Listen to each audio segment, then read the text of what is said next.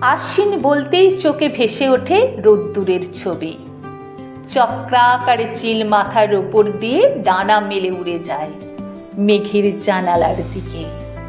আশ্বিন বলতেই আলোর তরঙ্গে ধোয়া দৃশ্যাবলী চোখের সম্মুখে দেখতে পাই। দেখি নদী, দেখি নৌকা, গেরুয়া বাদাম স্রোতের দুরন্ত টানে ঘুরে যায়। এমন আশ্বিন ছিল একদা। এখন বাহির পৃথিবী থেকে তারা খেয়ে ভিতরে ঢুকেছে। বাহিরে আঁধার, লোভী, জেদি, কবন্দ রজনী তার সীমা বাড়িয়ে চলে আশ্বিন দিনেও। আমি নিরুপায় তার মধ্যে বসে থাকি। আমি ঠিকই টের পাই বুকের ভিতর দৃশ্যাবলী পুড়ে যায়।